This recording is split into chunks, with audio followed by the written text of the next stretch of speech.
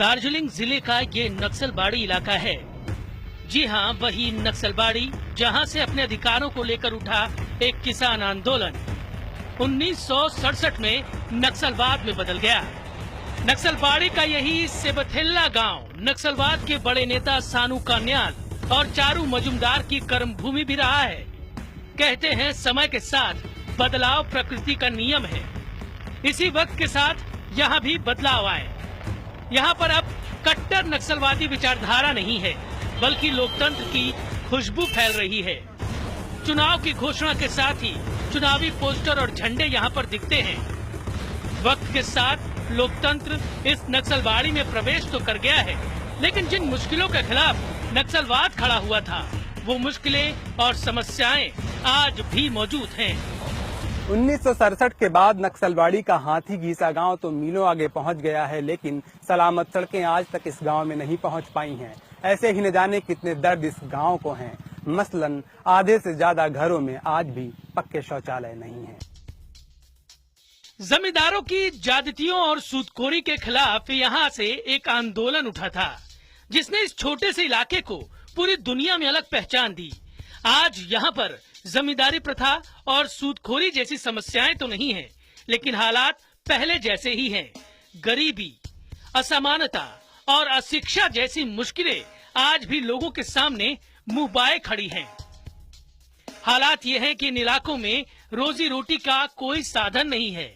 महज कुछ महीने बागान में काम होता है, उसके बाद मजदूरी मिलना किस्मत की बात होती है। सरकार इस इलाके में पीने के साफ पानी तक की व्यवस्था नहीं करा पाई।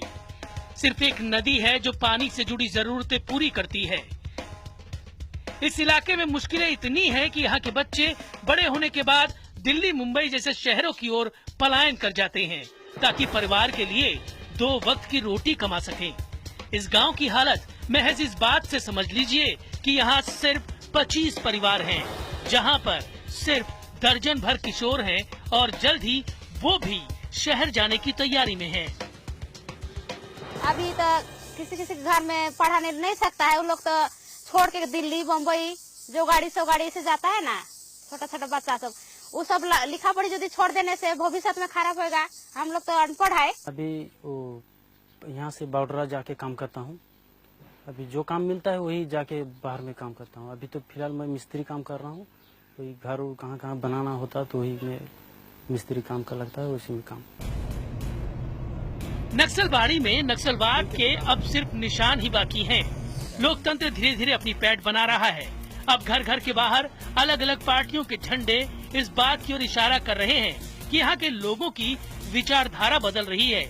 लेकिन जिस सड़क से होते हुए नक्सलबाड़ी के इस गांव में पहुंचा जाता है, वो उबड़ खाबड़ सड़क बता रही है कि विकास को यहाँ पहुँचने में अभी और लंबा रास्ता तय करना बाकी है।